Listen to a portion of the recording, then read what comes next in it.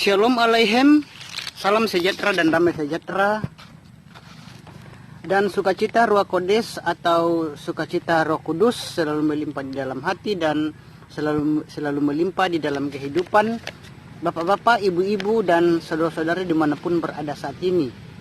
Dan Bapak Yahweh Besem Adonai Yesus Amasyahwe Ruach Kodes, dan Bapak Yahweh Sang Pencipta langit dan bumi dan segala isinya, dan Sang Pemilik sorga atau Samayim, selalu menyertai dan memberkati kita dalam kehidupan kita setiap harinya di dunia fana ini.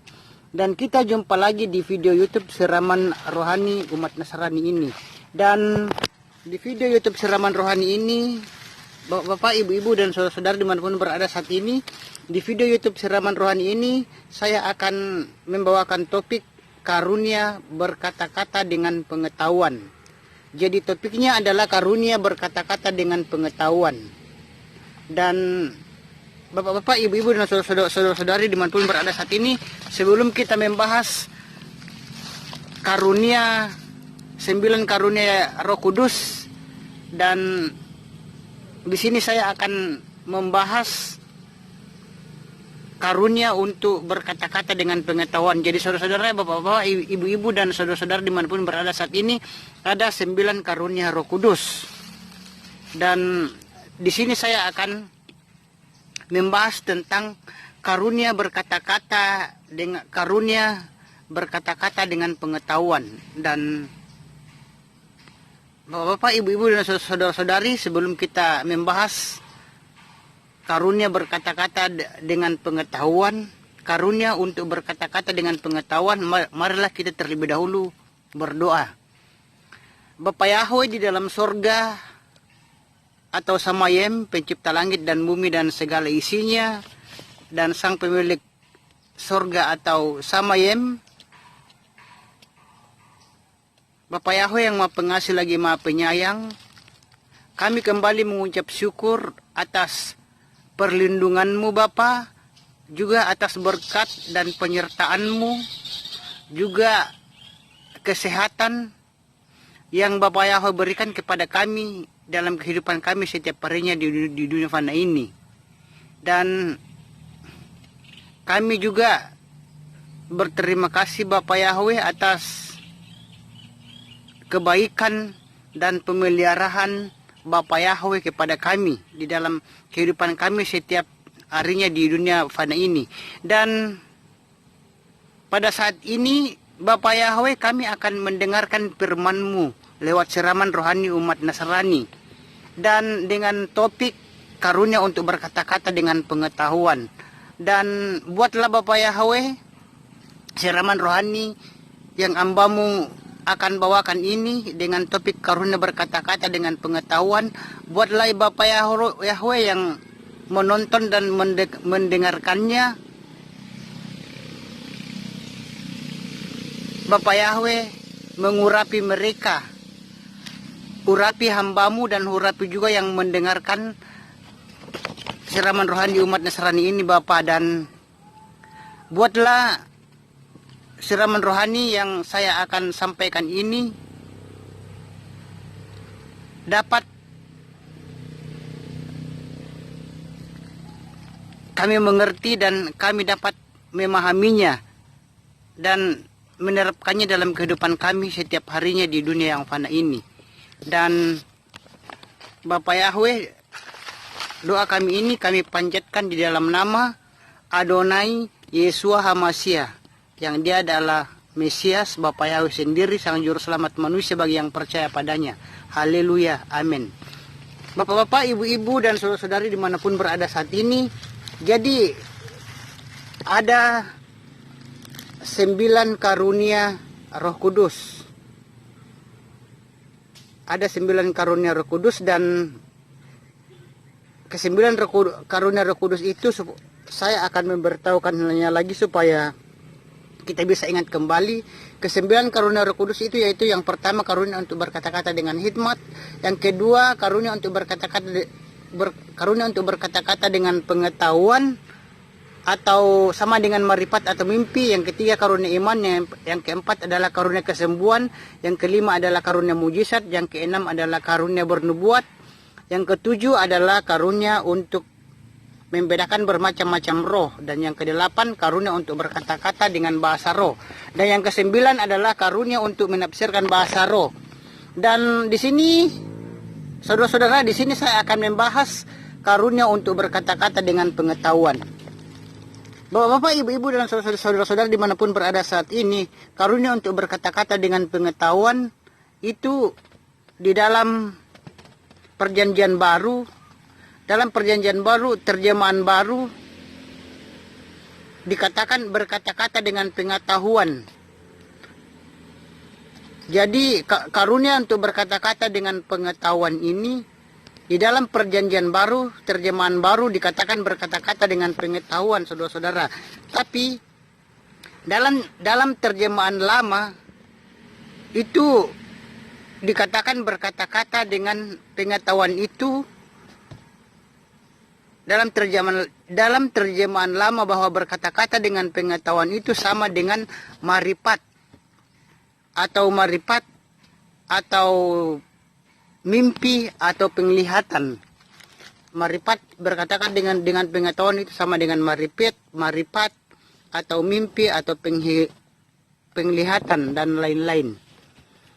Saudara-saudara dimanapun bapak, ibu-ibu, dan saudara-saudara berada saat ini, jadi saya akan membacakan di sini yang berkaitan dengan karunia untuk berkata, firman Tuhan yang ada hubungannya dengan karunia berkata-kata dengan pengetahuan di 1 Korintus 12 ayat 8. Saya bacakan dulu 1 Korintus 12 ayat 8. Apakah yang dikatakan oleh 1 Korintus 12 ayat 8? 1 Korintus 12 ayat 8 berbunyi, sebab melalui roh kepada yang seorang diberikan perkataan hikmat, dan kepada yang lain melalui roh yang sama perkataan pengetahuan. Saya bacakan sekali lagi 1 Korintus 12 ayat 8. 1 Korintus 12 ayat 8 berbunyi, sebab melalui roh kepada yang seorang diberikan perkataan hikmat, dan kepada yang lain melalui roh yang sama perkataan pengetahuan. Itulah bapak-bapak, ibu-ibu, dan saudara-saudara pembacaan firman Tuhan kita di 1 Korintus 12 ayat 8. Jadi saudara-saudara, berkata-kata dengan pengetahuan atau marifat atau mimpi, kita bisa ambil contoh kisah Nabi Yusuf, saudara-saudara, di mana kisah Nabi Yusuf ini tentu sudah sering kita dengar kalau kita di gereja atau diceritakan oleh orang tua kita atau teman-teman kita, atau di sekolah kita pernah mendengar tentang kisah Nabi Yusuf, atau filmnya sudah kita pernah menonton tentang kisah Nabi Yusuf. Dan di sini saya akan menceritakan cerita singkatnya tentang kisah Nabi Yusuf yang ada di dalam perjanjian, yang ada di dalam firman Tuhan kita, saudara-saudara.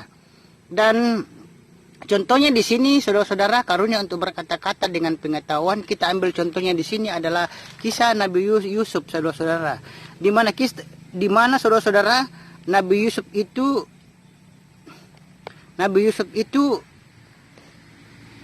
pernah bermimpi waktu dia di tanah Kanaan bersama dengan ayahnya Yakub dan saudara-saudaranya yang 11 orang. Dan sewaktu Nabi Yusuf bermimpi waktu dia di tanah Kanaan bersama ayahnya Yakub dan saudara-saudaranya yang 11 orang itu, saudara-saudara, di mana saudara-saudara Nabi Yusuf ini adalah anak yang paling dikasihi atau yang paling disayang oleh Yakub. Dan Yusuf ini adalah anak bontot yang kedua. Dan Yusuf ini mempunyai adik satu lagi yang bernama Benyamin.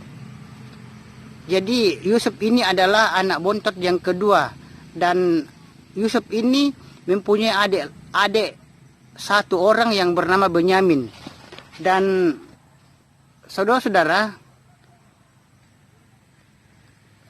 Yusuf ini adalah anak yang sangat dikasihi oleh Yakub. Dan saudara-saudara, Yusuf itu dalam kehidupannya harus memakai pakaian yang bagus, yang indah, untuk melihat saudara-saudaranya yang memelihara kambing dan domba di padang Ebrata, atau dimanapun di luar kota. Dan saudara-saudara, sehingga suatu waktu, dan pada suatu waktu saudara-saudara, Yusuf itu bermimpi, dan mimpinya itu adalah matahari dan bulan dan 11 bintang sujud menyembah Yusuf. Dan mimpi Yusuf ini diceritakannya lah mimpi itu kepada ayahnya Yakub. Dan saudara-saudara, ayahnya Yusuf ini pun seolah-olah kurang menerima tentang cerita mimpi Yusuf. Tetapi karena Yakub adalah orang yang beriman kepada Bapa Yahweh, dia simpan dalam hatinya apa yang dikatakan. Jadi Yakub ini menyimpan dalam hatinya mimpi yang dikatakan oleh anaknya Yusuf tersebut. Dan saudara-saudara, di sini kita bisa tahu saudara-saudara, matahari itu melambangkan bapa, yaitu ayah, dan bulan itu melambangkan ibu, yaitu ibunya Yusuf, yaitu Ribka, dan bintang itu adalah melambangkan saudara-saudara Yusuf yang 11 tersebut. Dan saudara-saudara dimanapun berada saat ini, jadi seolah-olah ayah, ibu, dan ke-11 ayah, ibu, dan ke-11 saudara-saudara Yusuf tersebut itu seolah-olah menyembah kepada Yusuf. Dan memang kalau saudara-saudara dimanapun berada saat ini, dan kalau kita menafsir secara daging, itu sangat berlawanan. Sehingga oleh karena itu, saudara-saudara, itu abangnya saudara-saudara Yusuf itu abangnya marah besar kepada adiknya, yaitu Yusuf. Dan saudara-saudara, cerita singkatnya, sehingga waktu di padang Ebrata, maka bermupakatlah abang-abangnya itu, di mana abang-abangnya itu adalah Ruben, Simon, Yehuda, dan yang lainnya. Mereka bermupakat supaya Yusuf dibunuh. Tetapi ada juga saudaranya yang bilang, jangan Yusuf dibunuh. Kasihan kalau Yusuf dibunuh, tapi juallah Yusuf sehingga ada saudara-saudaranya yang lain mengatakan bahwa juallah Yusuf, sehingga ada juga yang bilang kita buang saja dulu ke sumur yang tidak ada airnya tersebut. Dan saudara-saudara dimanapun berada saat ini, sesudah itu kesepakatan saudara-saudara Yusuf tersebut adalah mereka itu membuang Yusuf ke sumur, membuang Yusuf ke dalam sumur. Dan tiba-tiba saudara-saudara, datanglah orang pedagang. Tiba-tiba datanglah orang pedagang, yaitu orang Mesir, lewat, sehingga dijuallah Yusuf itu saudara-saudara kepada keluarga Potifar.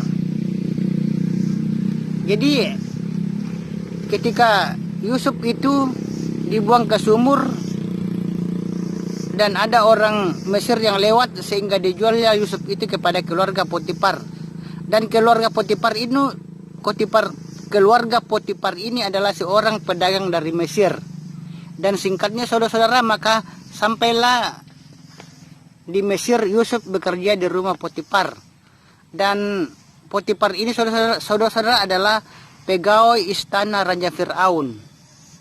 Dan saudara-saudara, setelah beberapa lama Yusuf ini bekerja di rumah Potifar, maka saudara-saudara, tiba-tiba saudara-saudara ketika Yusuf itu berada di rumah Potifar, tiba-tiba istrinya Potifar berkata, dia diganggu. Istrinya Potifar ini saudara-saudara, dia diganggu oleh kenajisan saudara-saudara. Jadi istrinya Potifar ini diganggu oleh kenajisan, sehingga Yusuf itu selalu digoda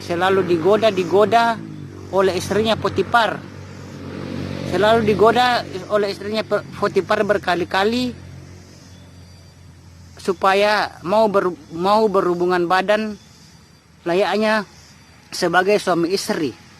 Tetapi saudara-saudara, Yusuf berkata kepada istrinya Potifar bahwa memang di sini saya bekerja.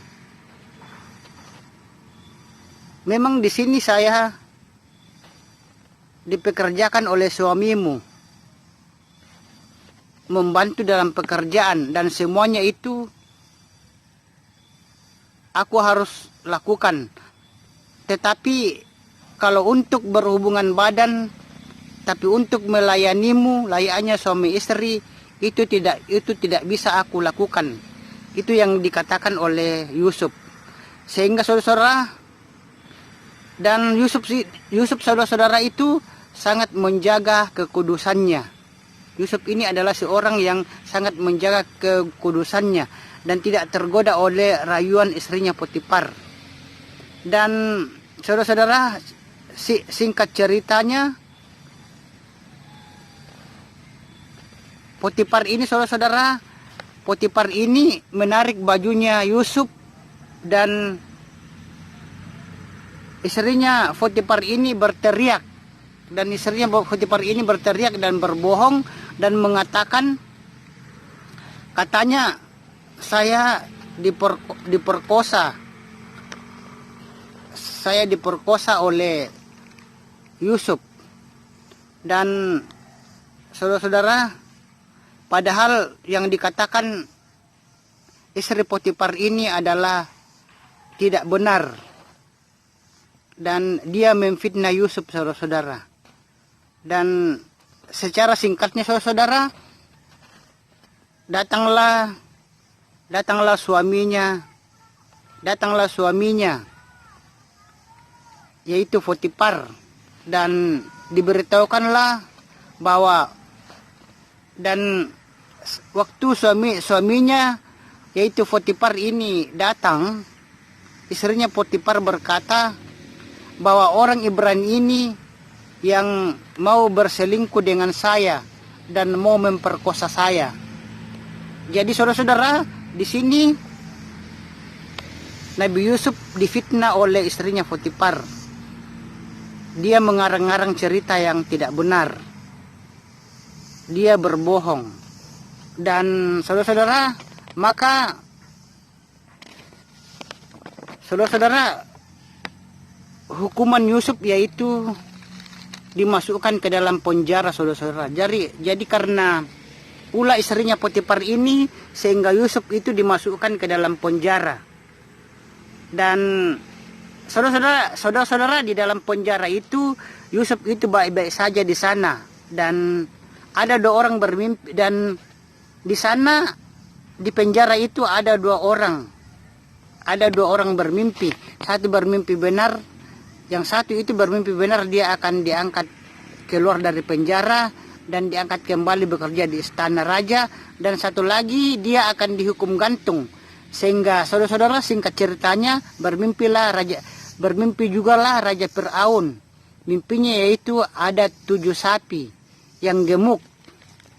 Ada 7 sapi yang gemuk, dan ada 7 yang kurus. Dan yang kurus ini memakan sapi yang gemuk. Tetapi sapi yang kurus ini tetap kurus.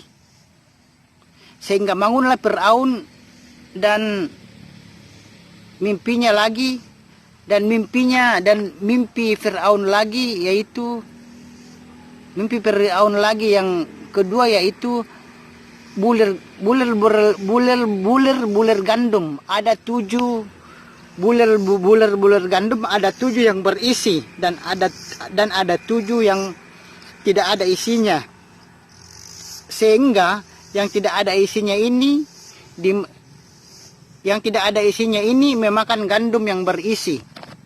Sehingga saudara-saudara, bangunlah Raja Firaun dan merasa gelisah karena mimpinya. Dan saudara-saudara, dan diceritakannya lah kepada semua rakyat orang Mesir dan paranormal tentang mimpi Raja Firaun. Dan tidak ada seorang pun yang tahu arti atau apa maksud daripada mimpi Raja Firaun ini. Maka, dan saudara-saudara,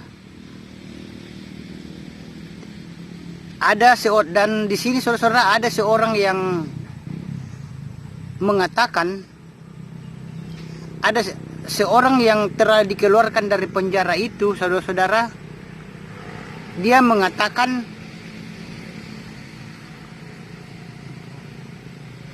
tadi yang sudah dikeluar dari penjara itu, saudara-saudara, yang keluar dari penjara, saudara-saudara, yang diangkat kembali di istana raja, seorang yang dulunya di penjara dan diangkat kembali bekerja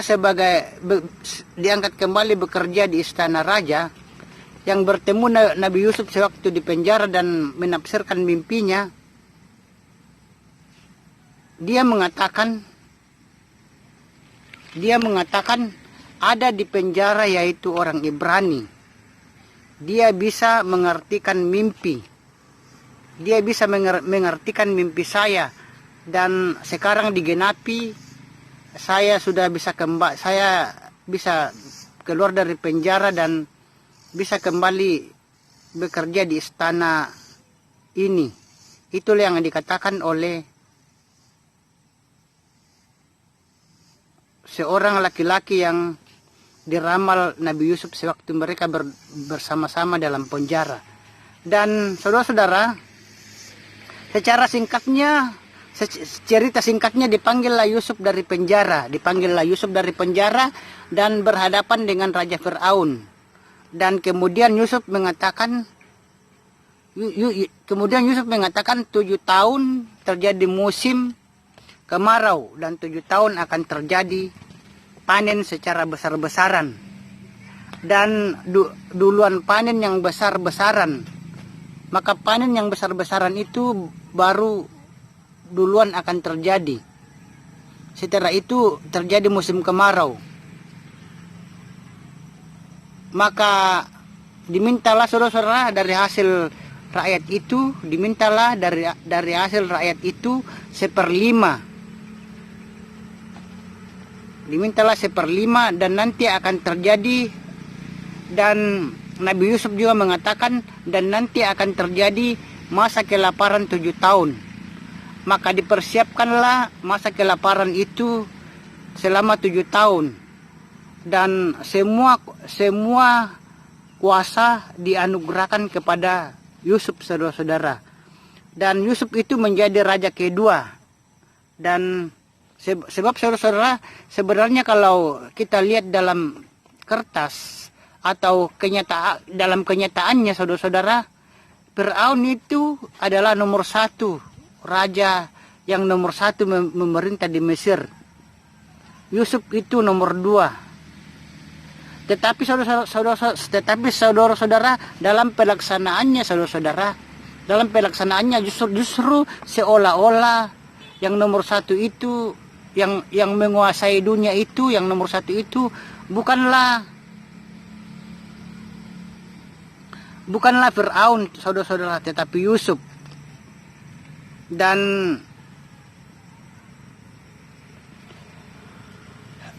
kekuasaannya ini saudara-saudara bukan hanya di Israel dan Mesir saya, saudara-saudara. Kekuasaannya bukan hanya di Israel dan Mesir saja, tetapi kekuasaannya itu di seluruh dunia. Dan semua saudara-saudara, seluruh dunia yang kelaparan 7 tahun, pada waktu itu seluruh dunia yang kelaparan 7 tahun semua harus menghadap Raja Yusuf. Dan saudara-saudara dimanapun berada saat ini, itulah saudara-saudara hebatnya daripada mimpi saudara-saudara. Itulah kehebatan daripada mimpi. Dan Tuhan kita saudara-saudara, Tuhan kita Bapa Yahweh itu bisa berbicara melalui mimpi.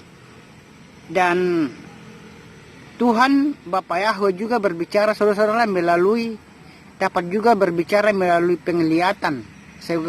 Sebagaimana yaitu Rasul Paulus mendapat penglihatan dalam Kisah Para Rasul 18 ayat 9 sampai 10. Jadi saudara-saudara, Bapa Yahweh Sang Pencipta langit dan bumi dan segala isinya itu bisa berbicara melalui kita itu melalui mimpi.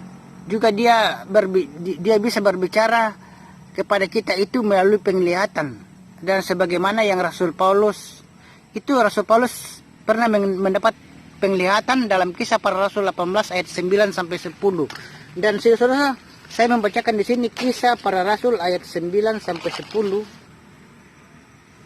Apa yang dikatakan oleh Kisah Para Rasul? Kisah Para Rasul ayat 18. Kisah Para Rasul 18 ayat 9 sampai 10. Kisah Para Rasul 18 ayat 9 sampai dengan 10 berbunyi, dan Tuhan berfirman kepada Paulus melalui penglihatan pada waktu malam, "Jangan takut, sebaliknya berbicaralah dan jangan kamu diam." Ayat 10, "Karena aku bersamamu dan tidak seorang pun yang akan menyerangmu untuk menyengsarakan engkau, sebab umat bagiku itu banyak di kota ini." Itulah saya bacakan sekali lagi saudara-saudara supaya lebih jelas. Saya bacakan sekali lagi Kisah Para Rasul 18. Kisah Para Rasul 18 ayat 9 sampai 10. Kisah Para Rasul 18 ayat 9 sampai 10 berbunyi, "Dan Tuhan berfirman kepada Paulus melalui penglihatan pada waktu malam, jangan takut, sebaliknya berbicaralah dan jangan kamu diam. Ayat 10, "Karena aku ada bersamamu dan tidak seorang pun yang akan menyerangmu untuk menyengsarakan engkau, sebab umat bagiku itu banyak di kota ini."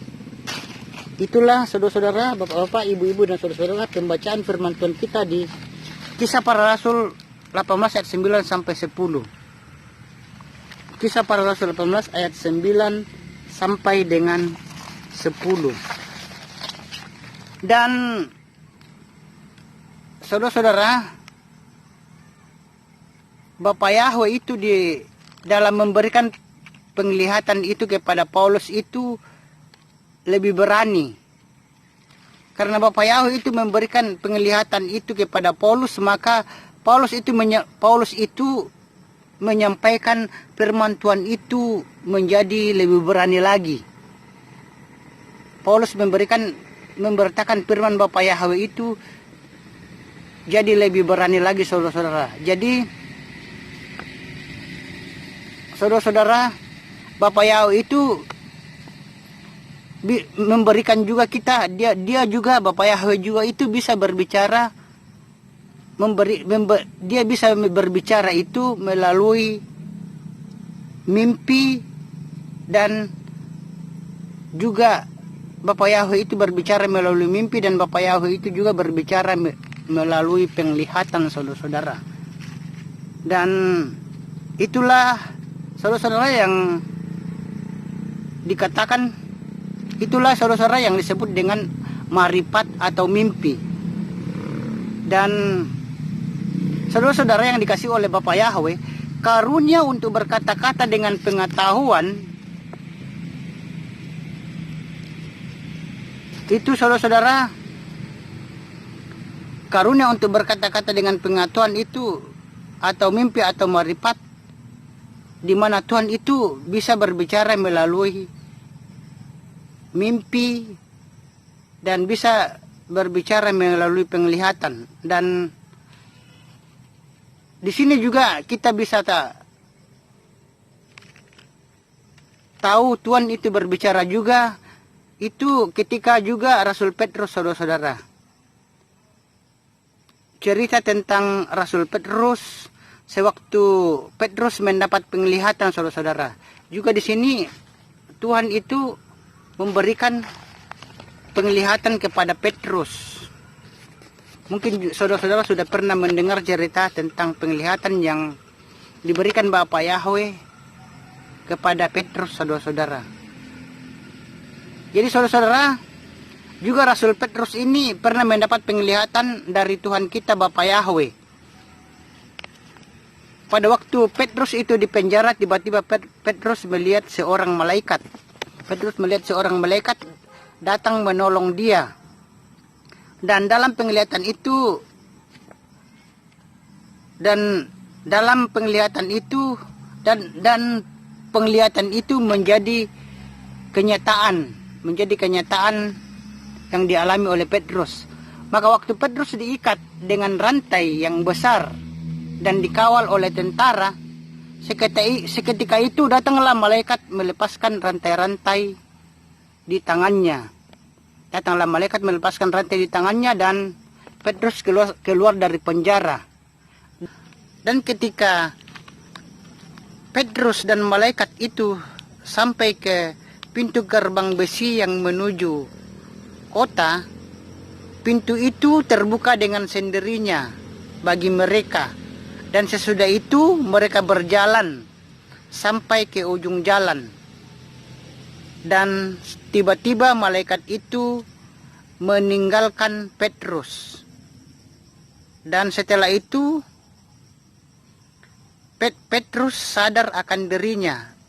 Maka Petrus berkata, "Sekarang taulah aku benar-benar bahwa Tuhan Bapa Yahweh telah menyuruh malaikatnya dan menyelamatkan aku dari tangan Herodes." Setelah itu berpikirlah Petrus sebentar, dan Petrus pergi ke rumah Maria, di mana anak-anak Tuhan Bapa Yahweh berdoa. Dan Petrus mengetok pintu. Dan Petrus mengetok pintu dengan terus-menerus. Dan tiba-tiba datanglah Rode mendengar itu suara Rasul Petrus. Bapak-bapak, ibu-ibu, dan saudara-saudara dimanapun berada saat ini, maka penglihatan itu menjadi kenyataan. Penglihatan itu menjadi kenyataan bagi Petrus.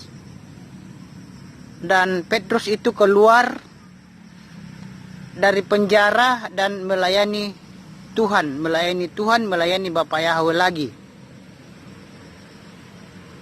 Dan itu saudara-saudara, itu oleh karena doa-doa, itu jadi kenyataan itu oleh karena doa-doa yang sedang jemaat panjatkan kepada Bapa Yahweh. Karena itu saudara-saudara, karena itu di akhir zaman ini saudara-saudara, baiklah kita untuk banyak itu berdoa dan mendekatkan diri kepada Tuhan kita Bapa Yahweh. Banyak berdoa supaya Bapa Yahweh memberitahu apakah itu penglihatan yang akan terjadi kepada kita, ataukah apakah itu mimpi yang akan terjadi kepada kita. Dan saudara-saudara, Bapa Yahweh itu memberikan kepada kita itu karunia berkata-kata dengan pengetahuan. Bapa Yahweh memberikan kita karunia hikmat, karunia penglihatan, atau karunia mimpi.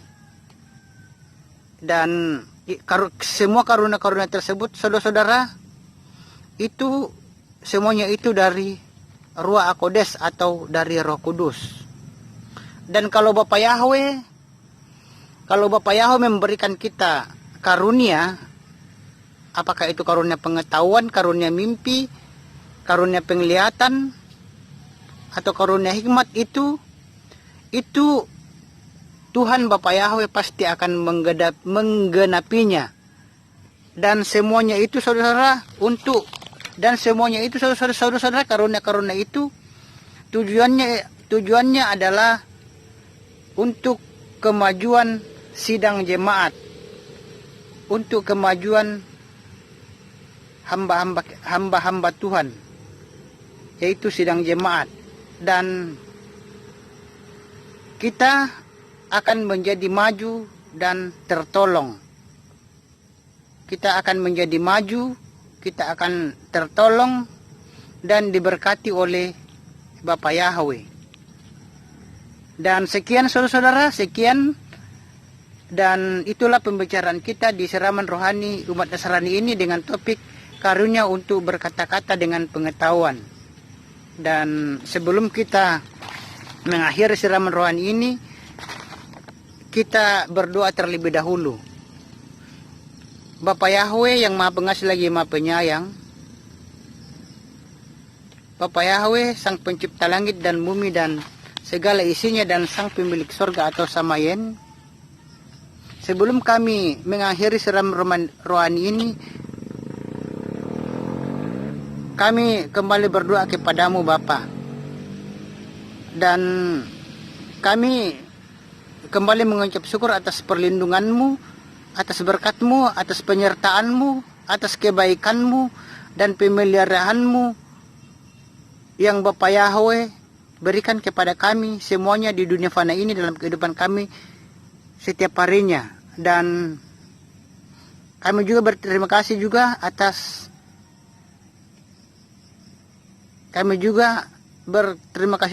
kekuatan dan kesehatan yang Bapa Yahweh berikan kepada kami di dunia ini.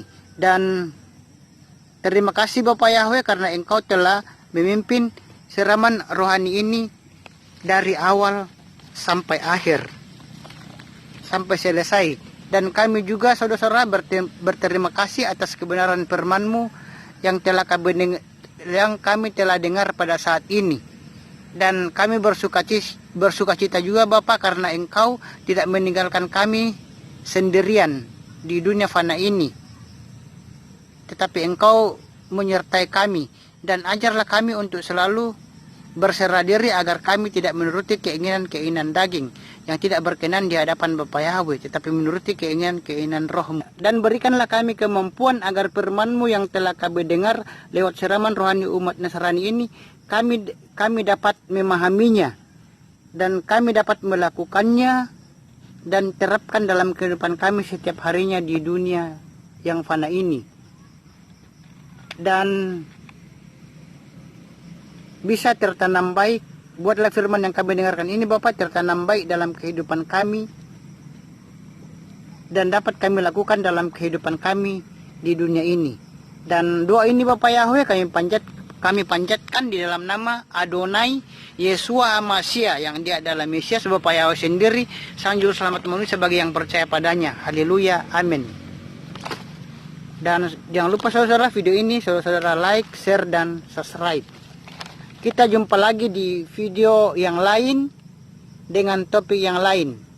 Dan Bapa Yahweh bersama Yeshua HaMashiach Roh Kodes, dan Bapa Yahweh sang pencipta langit dan bumi dan segala isinya, dan sang pemilik sorga selalu menyertai dan selalu memberkati kita dalam kehidupan kita setiap harinya di dunia fana ini. Dan kita jumpa lagi di video yang lain dengan topik yang lain. Sampai jumpa.